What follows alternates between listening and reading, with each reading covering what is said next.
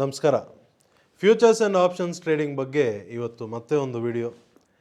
ಇವತ್ತಿನ ಸ್ಕ್ರಿಪ್ಟ್ ಬಂದ್ಬಿಟ್ಟು ನಾನು ಭಾರತ್ ಫೋರ್ಜ್ ಅನ್ನೋ ಒಂದು ಸ್ಕ್ರಿಪ್ಟನ್ನು ಸೆಲೆಕ್ಟ್ ಮಾಡ್ಕೊಂಡಿದ್ದೀನಿ. ಅದರಲ್ಲಾಗಿರೋಂಥ ಒಂದು ಟ್ರೇಡ್ ಆಪರ್ಚುನಿಟಿ, ಅದು ನಮ್ಮ ಡೈನಮಿಕ್ ಲೈವ್ ಮುಖಾಂತರ ಬಂದಿರೋಂಥ ಒಂದು ಟ್ರೇಡ್ ಆಪರ್ಚುನಿಟಿನ ಇವತ್ತು ಎಕ್ಸ್ಪ್ಲೈನ್ ಮಾಡೋಣ ಅಂತ ಬಂದಿದ್ದೀನಿ. ಬಟ್ ಅದನ್ನೆಲ್ಲ ಎಕ್ಸ್ಪ್ಲೈನ್ ಮಾಡೋಕ್ಕೆ ಮುಂಚೆ ಫ್ಯೂಚರ್ಸ್ ಆ್ಯಂಡ್ ಆಪ್ಷನ್ಸ್ ಟ್ರೇಡಿಂಗ್ ಅನ್ನೋವಾಗ ಜನರಲ್ ಆಗಿ ಸ್ವಲ್ಪ ಜನ ಹೊಸದಾಗಿ ಬಂದಿರೋರು ಅಥವಾ ತುಂಬ ಎಕ್ಸ್ಪೀರಿಯೆನ್ಸ್ ಆಗಿರೋರು, ಈ ಎರಡು ಕ್ಯಾಟಗರಿ ಜ್ಞಾಪಕ ಇಟ್ಕೊಳ್ಳಿ. ತುಂಬ ಹೊಸದಾಗಿ ಬಂದಿರೋರು ಸ್ಟಾಕ್ ಮಾರ್ಕೆಟ್ಗೆ ಅಥವಾ ತುಂಬ ಎಕ್ಸ್ಪೀರಿಯೆನ್ಸ್ ಆಗಿರೋರು, ಇವರಿಬ್ಬರು ಹೇಳ್ತಾರೆ future and option danger. Okay, so future and option danger ಅಂದಮೇಲೆ ಇನ್ಯಾವುದು ಮತ್ತು ದಾರಿ ಸ್ಟಾಕ್ ಮಾರ್ಕೆಟಲ್ಲಿ ಅಂದರೆ ಈಕ್ವಿಟಿ ಅಂತ ಹೇಳ್ತಾರೆ. ಸೊ ನನಗೆ ನನ್ನ ಎಕ್ಸ್ಪೀರಿಯೆನ್ಸಲ್ಲಿ ನಾನು ಸ್ಟಾಕ್ ಮಾರ್ಕೆಟಲ್ಲಿ ಯಾರೇ ಬಂದು futures and options danger, equity danger ಇಲ್ಲ ಅಂತ ಹೇಳಿದ್ರೆ ನನಗೆ ತಲೆಗೆ ಬರೋದೇನಪ್ಪ ಅಂದರೆ, ಇವ್ರಿಗೆ ಮಾರ್ಕೆಟ್ ಬಗ್ಗೆ ಜಾಸ್ತಿ ಇನ್ನೂ ಗೊತ್ತಿಲ್ಲ, ಕರೆಕ್ಟಾಗಿ ಇನ್ನೂ ತಿಳ್ಕೊಂಡಿಲ್ಲ. ಏನಕ್ಕೆ ಆ ಥರ ನನಗೆ ಯೋಚನೆ ಬರುತ್ತಂದರೆ, ನೀವು ಡೇಂಜರ್ ಅಂತ ಅಂದ್ಕೊಂಡ್ರೆ ನೀವು ಇನ್ನೂ ಟ್ರೇಡಿಂಗ್ ಕ್ಲಾರಿಟಿ ಬಂದಿಲ್ಲ. ಟ್ರೇಡಿಂಗ್ ಕ್ಲಾರಿಟಿ ಇಲ್ಲ ಅಂದರೆ ನೀವು ಯಾವುದ್ರಲ್ಲಿ ಮಾಡಿದ್ರೂ ಡೇಂಜರೇ. ಈಕ್ವಿಟಿಲಿ ಮಾಡಿದ್ರೂ ಡೇಂಜರೇ, ಫ್ಯೂಚರಲ್ಲಿ ಮಾಡಿದ್ರೂ ಡೇಂಜರೇ, ಆಪ್ಷನ್ಸಲ್ಲಿ ಮಾಡಿದ್ರೂ ಡೇಂಜರೇ. ಕರೆಕ್ಟಾ? ಎಂಟ್ರಿ ಎಲ್ಲಿ ಮಾಡಬೇಕು, ಎಕ್ಸಿಟ್ ಎಲ್ಲಿ ಮಾಡಬೇಕು, ನಾವು ಈ ಎರಡು ಪಾಯಿಂಟಿಗೆ ನಿಮಗೆ ಕ್ಲಾರಿಟಿ ಇಲ್ಲ ಅಂತ ಹೇಳಿದ್ರೆ ಖಂಡಿತ ನಿಮಗೆ ಎಲ್ಲ ಸೆಗ್ಮೆಂಟು, ಎಲ್ಲ ಪ್ರಾಡಕ್ಟ್ಸು ಡೇಂಜರೇ. ಅದೇ ಈ ಎಂಟ್ರಿ ಎಲ್ಲಿ ಮಾಡಬೇಕು, ಎಲ್ಲಿ ಎಕ್ಸಿಟ್ ಮಾಡಬೇಕು ಅನ್ನೋ ಪಾಯಿಂಟ್ ಬಂದಾಗ ಅದಕ್ಕೆ ಒಂದು ದೊಡ್ಡ ಸಮುದ್ರ ಇದೆ. ಓಕೆ, ದೊಡ್ಡ ಸಮುದ್ರ ಇದೆ. ಎಂಟ್ರಿ ಈ ಥರ ಮಾಡಬೇಕು, ಎಕ್ಸಿಟ್ ಇದನ್ನು ಫಾಲೋ ಮಾಡ್ಕೊಂಡು ಮಾಡಬೇಕು ಅನ್ನೋದಕ್ಕೆ ದೊಡ್ಡ ಸಮುದ್ರ ಇದೆ ಅಲ್ವಾ. ಟಿಪ್ಸು ಕಾಲ್ಸು ಸೇರಿಸಿ, ಅನಾಲಿಸಿಸ್ಸು ಸೇರಿಸಿ, ಇಂಡಿಕೇಟರ್ಗಳು ಸೇರಿಸಿ, ಎಕ್ಸ್ಪರ್ಟ್ ಒಪಿನಿಯನ್ಗಳು ಸೇರಿಸಿ, ಎಲ್ಲ ಥರದ್ದು ಏನೋ ದಾರಿಗಳಿದೆ ನೀವು ಎಂಟ್ರಿ ಮಾಡೋದಕ್ಕೆ, ಎಕ್ಸಿಟ್ ಮಾಡೋದಕ್ಕೆ. ಕರೆಕ್ಟ್ ಅಲ್ವಾ? ಬಟ್ ಆ ದಾರಿಗಳೆಲ್ಲ ಸುಮಾರು ಜನ ನೀವು ಆಲ್ರೆಡಿ ಟ್ರಾವೆಲ್ ಮಾಡಿಬಿಟ್ಟಿದ್ದೀರಾ. ಹೊಸ್ದಾಗಿ ಬಂದಿರೋರು ಮೇ ಬಿ ಇನ್ನೂ ಟ್ರಾವೆಲ್ ಮಾಡಿಲ್ಲ ಅಂತ ಅನ್ಕೊತೀನಿ. ಬಟ್ ಖಂಡಿತ ಯಾವುದೋ ಒಂದು ಪಾಯಿಂಟಲ್ಲಿ ಟ್ರಾವೆಲ್ ಮಾಡೋಕ್ಕೆ ಹೊರಡ್ತೀರಾ ಅನ್ನೋದನ್ನು ಹೇಳ್ಬಿಡ್ತೀನಿ.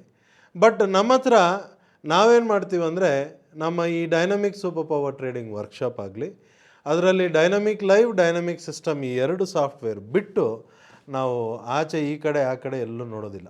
ಈ ಕುದುರೆಗೆ ಕಣ್ಣಿಗೆ ಹಿಂಗೆ ಕಟ್ಬಿಡ್ತಾರಲ್ಲ, ಈ ಡೈರೆಕ್ಷನ್ ಬಿಟ್ಟು ಬೇರೆ ಅಕ್ಕಪಕ್ಕ ಏನು ಕಣ್ಣು ಕಾಣಿಸೋದಿಲ್ಲ, ಅದು ನೋಡೋದು ಇಲ್ಲ.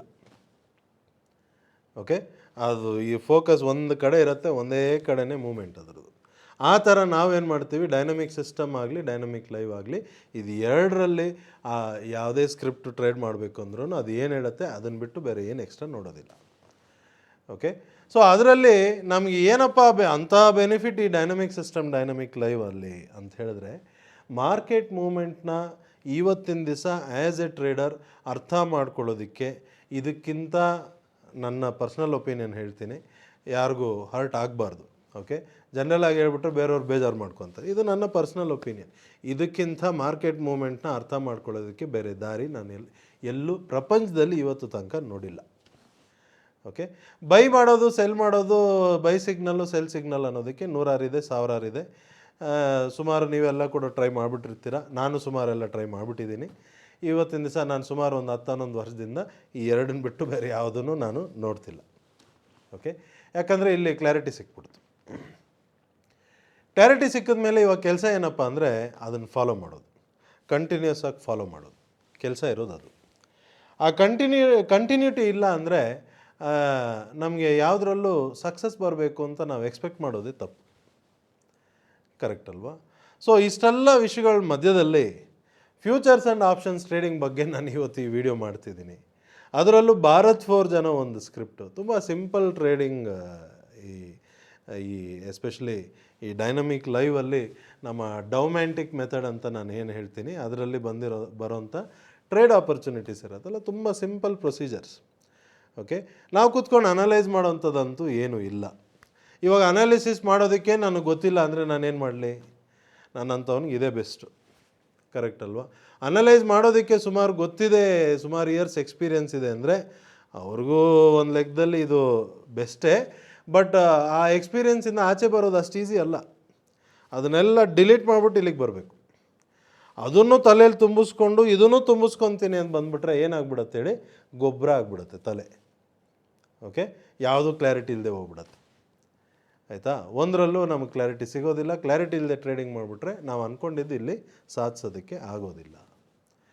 ಸೊ ಈ ಭಾರತ್ ಫೋರ್ಜಲ್ಲಿ ಏನಾಯಿತು, ಈ ಡೈನಮಿಕ್ ಲೈವಲ್ಲಿ ವೆರಿ ರೀಸೆಂಟ್ಲಿ 19th ಮಾರ್ಚ್ ಈ ದಿವಸ price up and down moment ಮಾಡ್ತಾ ಒಂದು ಶಾರ್ಪ್ ಅಪ್ ಮೂಮೆಂಟ್ ಸ್ಟಾರ್ಟ್ ಆಗಿ, ಅಪ್ ಮೂಮೆಂಟ್ ಬರೋಕ್ಕೆ ಸ್ಟಾರ್ಟ್ ಆಗ್ತಾನೆ ಬೆಳಗ್ಗೆ 9:55ಗೆ ನಮ್ಮ ಡೈನಮಿಕ್ ಲೈವಲ್ಲಿ ಜಿಗ್ಜ್ಯಾಗ್ ಬ್ರೇಕ್ಔಟ್ ಅನ್ನೋ ಒಂದು ಸಿಗ್ನಲ್ ಬಂತು 9:55ಗೆ. ಈ ಸಿಗ್ನಲ್ ಬರ್ತಾನೆ ನಾರ್ಮಲಿ ಏನಾಗತ್ತಂದರೆ ಪ್ರೀವಿಯಸ್ ಮೂಮೆಂಟ್ನ ಕಂಟಿನ್ಯೂ ಮಾಡುತ್ತಿದ್ದು ಅನ್ನೋದು meaning. Dynamic super power trading ವರ್ಕ್ಶಾಪಲ್ಲಿ ಇದೆಲ್ಲ ಪಾಯಿಂಟ್ ಟು ಪಾಯಿಂಟ್ ಒಂದೊಂದು ಸಿಗ್ನಲ್ನು ಡೀಟೇಲಾಗಿ ತಿಳಿಸ್ತೀವಿ, ತಲೆ ಕೆಡಿಸ್ಕೋಬೇಡಿ. ಸೊ ಕಂಟಿನ್ಯೂ ಆಗುತ್ತೆ ಅನ್ನೋವಾಗ ಇದು ಎಂಟ್ರಿ ಮಾಡೋವಂಥ ಜಾಗ. ಅದೇ ಟೈಮಲ್ಲಿ ನಮ್ಮ ಡೌಮ್ಯಾಂಟಿಕ್ ಮೆಥಡ್ ಅಂತ ಏನಿದೆ ಈ ಡೈನಮಿಕ್ ಲೈವಲ್ಲಿ, ಅಲ್ಲಿ ಬೈ ಕಾಲ್ ಆಪ್ಷನ್ ನೌ ಅಂತ ಅದು ಆಟೋಮೆಟಿಕ್ಕಾಗಿ ಅದೇ ಹೇಳ್ಬಿಡ್ತು. ಓಕೆ, ಅದು ಹೇಳಿದಾಗ ಇವಾಗ ನಾವೇನು ಮಾಡಬೇಕು, ನಾನು ಮತ್ತೆ ಹೇಳ್ತೀನಿ, ಅದನ್ನು ಫಾಲೋ ಮಾಡೋದಕ್ಕೆ ಒಂದು ಇನ್ಸ್ಟ್ರಕ್ಷನ್ ಇದೆ, ಒಂದು 10 ಪಾಯಿಂಟ್ ಇನ್ಸ್ಟ್ರಕ್ಷನ್ ಇದೆ. ಆ ಇನ್ಸ್ಟ್ರಕ್ಷನ್ ನೋಡಿಕೊಂಡು ನಾವಿಲ್ಲಿ ಟ್ರೇಡ್ ಮಾಡಬೇಕು. ಸೊ ಅಲ್ಲಿ ಬೈ ಕಾಲ್ ಆಪ್ಷನ್ ನೌ ಅಂತ ಬಂದಾಗ ನಾವು ಫಸ್ಟ್ ಆ ಇನ್ಸ್ಟ್ರಕ್ಷನ್ ನೋಡಿದ್ವಿ. ಎಲ್ಲ ಡೈರೆಕ್ಷನ್ ಏನಿದೆ, ಡೈರೆಕ್ಷನ್ ಯಾವ ಕಡೆ ಇದೆ, ಇದು ಟ್ರೇಡ್ ಏನು ಕೊಡ್ತಿದೆ ಅಂತೆಲ್ಲ ಚೆಕ್ ಮಾಡಿದೆ. ಎಲ್ಲ ಒಂದು ಕಡೆಯೇ ಇದೆ. ಡೈರೆಕ್ಷನು ಅಪ್ ಇದೆ, ಅಪ್ ಡೈರೆಕ್ಷನಲ್ಲಿ ನಮಗೆ ಬೈಯಿಂಗ್ ಆಪರ್ಚುನಿಟಿ ಕೊಡ್ತಿದೆ, ಕ್ಲಿಯರ್ ಆಪರ್ಚುನಿಟಿ.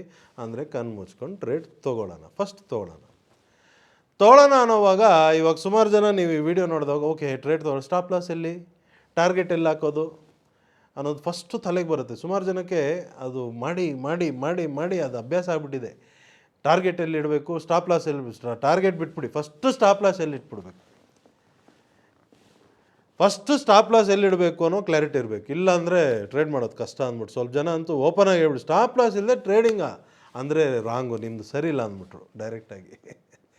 ಸೊ ನಾನು ಏನು ಅವ್ರಿಗೆ ಹೇಳೋಕ್ಕೆ ಇಷ್ಟಪಡ್ತೀನಿ ಅಂದರೆ, ಸ್ಟಾಪ್ ಲಾಸ್ ಟ್ರೇಡ್ ತೊಗೊಳ್ಳೋವಾಗಲೇ ಫಸ್ಟು ಸ್ಟಾಪ್ ಲಾಸ್ ತಿಳ್ಕೊಬೇಕು. ಅಂದರೆ ನೀವು ಟ್ರೇಡ್ ಮಾಡೋವಾಗಲೇ ಇದು ಕನ್ಫರ್ಮು ಮೈನಸ್ ಅಂದ್ಬಿಟ್ಟು ಮೆಂಟಲಿ ಫಿಕ್ಸ್ ಆಗಿಬಿಟ್ಟಿದ್ದೀರಾ, ಅದಕ್ಕೆ ಸ್ಟಾಪ್ ಲಾಸ್ ಎಲ್ಲಿಡಬೇಕು ಅಂತ ಹುಡುಕ್ತಾ ಇದ್ದೀರಾ.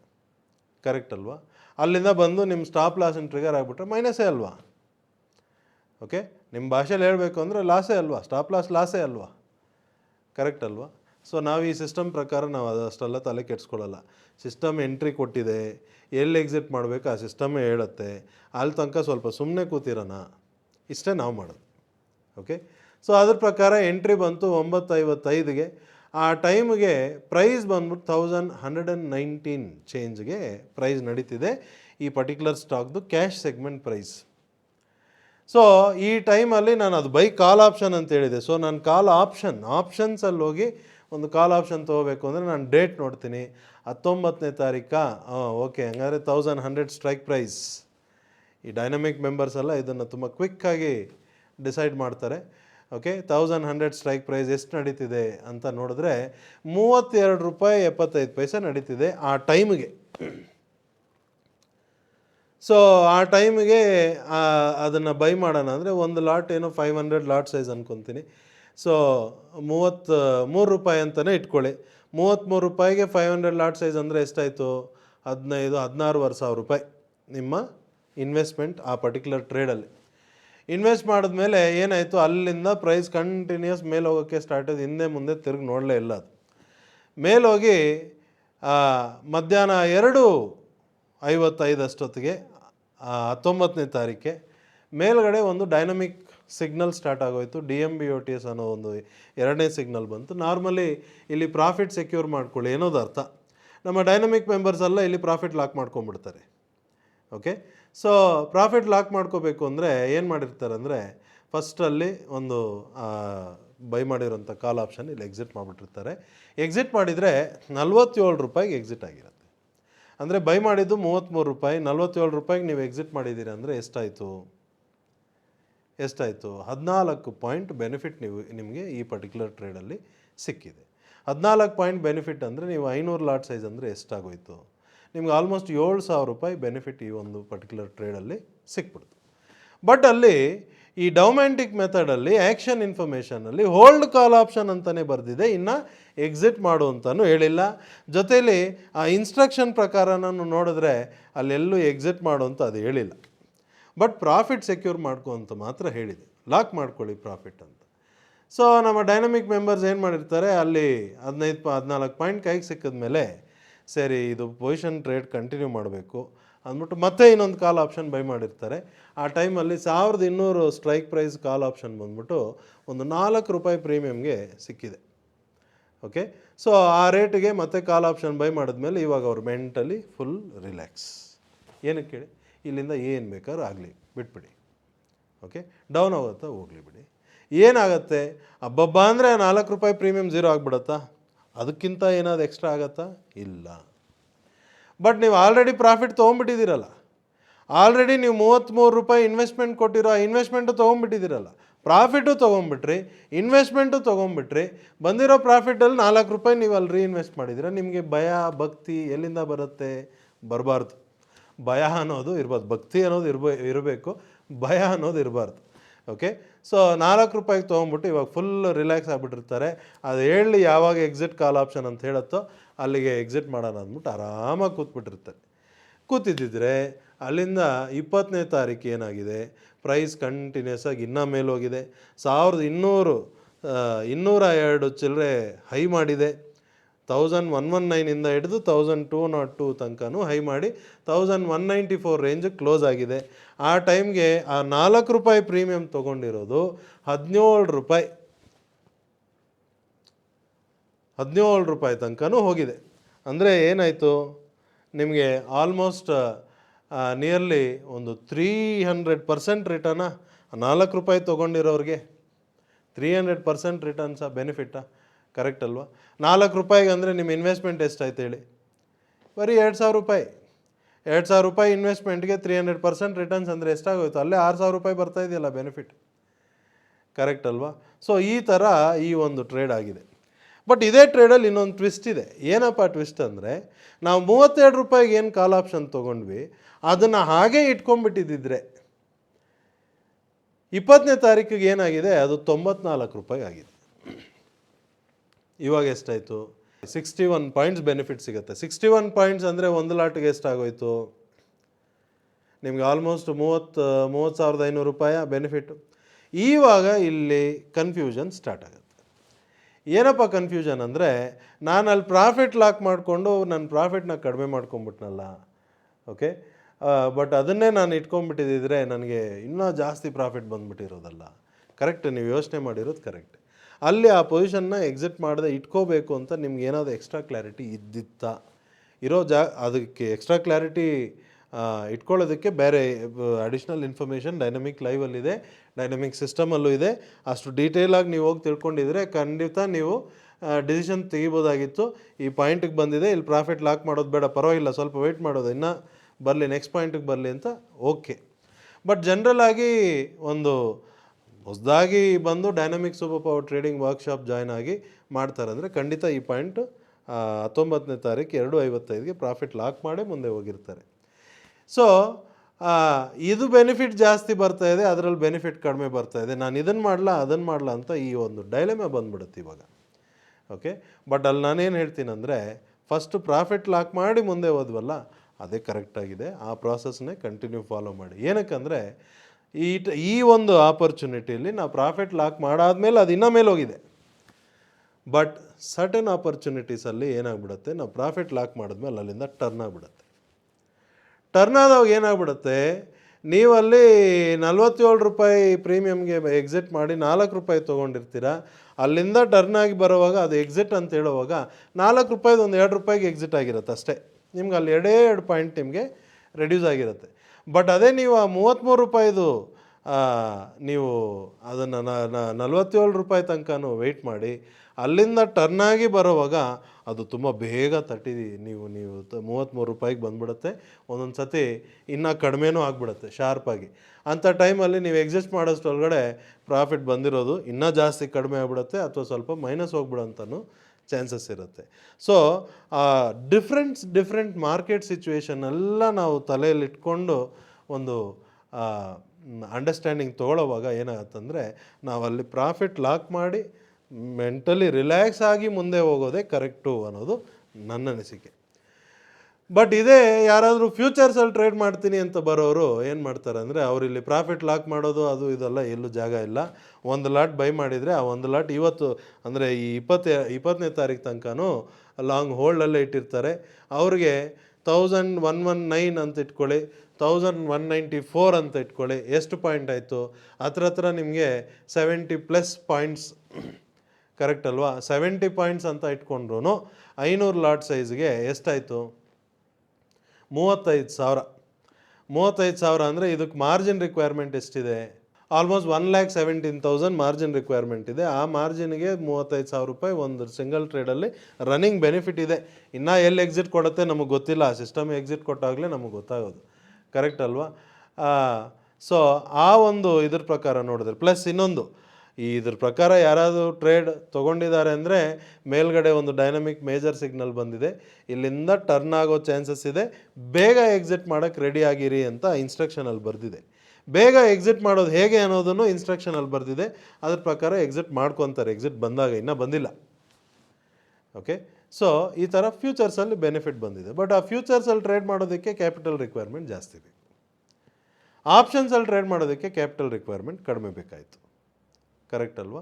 ಸೊ ಈ ಥರ simple trading, entry and exit clarity ಇತ್ತು ಅಂದರೆ ಇದೇ ಟ್ರೇಡನ್ನು ನಾನು ಈಕ್ವಿಟಿ ಸೆಗ್ಮೆಂಟಲ್ಲಿ ಮಾಡಿದ್ರೂ ನನಗೆ ಬೆನಿಫಿಟ್ ಆಗಿರೋದು, ಫ್ಯೂಚರ್ಸಲ್ಲಿ ಮಾಡಿದ್ರೂ ಬೆನಿಫಿಟ್ ಆಗಿರೋದು, ಆಪ್ಷನ್ಸಲ್ಲಿ ಮಾಡಿದ್ರೂ ಬೆನಿಫಿಟ್ ಆಗಿರೋದು. ಆ ಎಂಟ್ರಿ ಎಲ್ಲಿ ತೊಗೊಳ್ಳೋದು, ಎಕ್ಸಿಟ್ ಎಲ್ಲಿ ತೊಗೊಳ್ಳೋದು ಕ್ಲಾರಿಟಿ ಇಲ್ಲ ಅಂದರೆ ಎಲ್ಲೇ ಮಾಡಿದ್ರೂ ಡೇಂಜರೇ. ಆವಾಗ ನೀವು ಹೇಳಿದ ಮಾತು ನಿಜ ಆಗುತ್ತೆ. ಫ್ಯೂಚರ್ ಆ್ಯಂಡ್ ಆಪ್ಷನ್ ಡೇಂಜರ್ ಅಂದರೆ ಅದು ಒಂದೇ ಮಾತ್ರ ನಿಜ ಅಲ್ಲ. ಈಕ್ವಿಟಿನೂ ಡೇಂಜರ್, ಸ್ಟಾಕ್ ಮಾರ್ಕೆಟೇ ಡೇಂಜರ್, ಎಲ್ಲ ಡೇಂಜರ್. ನಾನು ಬದುಕಿರೋದೇ ಡೇಂಜರ್, ನಿಂತಿರೋದು ಇವಾಗ ಮಾತಾಡ್ತಿರೋದೇ ಡೇಂಜರ್. ಆ ಲೆಕ್ಕಕ್ಕೆ ಹೋಗ್ಬಿಡುತ್ತೆ, ಕರೆಕ್ಟ್ ಅಲ್ವಾ? ಸೊ ಕರೆಕ್ಟು ಒಂದು ಯಾವುದೇ ಒಂದು ವಿಷಯದಲ್ಲಿ ನೀವು ಸ್ಟಾಕ್ ಮಾರ್ಕೆಟಿಗೆ ಬಂದಿದ್ದೀರಾ, ಒಂದು ಪ್ರಾಡಕ್ಟ್ ಒಂದು ಸೆಗ್ಮೆಂಟಲ್ಲಿ ನೀವು ಟ್ರೇಡ್ ಮಾಡೋಕ್ಕೆ ಹೊರಟಿದ್ದೀರಾ ಅಂದರೆ ಫಸ್ಟ್ ಅದ್ರ ಬಗ್ಗೆ ನೀಟಾಗಿ ಅರ್ಥ ಮಾಡ್ಕೊಳ್ಳಿ, ಪ್ರಾಡಕ್ಟನ್ನು ಅರ್ಥ ಮಾಡ್ಕೊಳ್ಳಿ.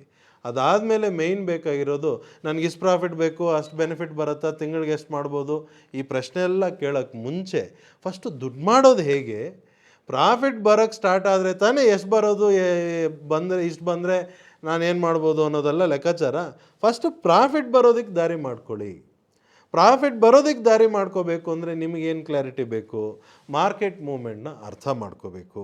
ಮಾರ್ಕೆಟ್ ಮೂಮೆಂಟ್ನ ಅರ್ಥ ಮಾಡ್ಕೊಂಡ್ಮೇಲೆ ಎಲ್ಲಿ ಎಂಟ್ರಿ ಎಲ್ಲಿ ಎಕ್ಸಿಟ್ ಅನ್ನೋ ಎರಡು ಪಾಯಿಂಟ್ ಬೇಕು.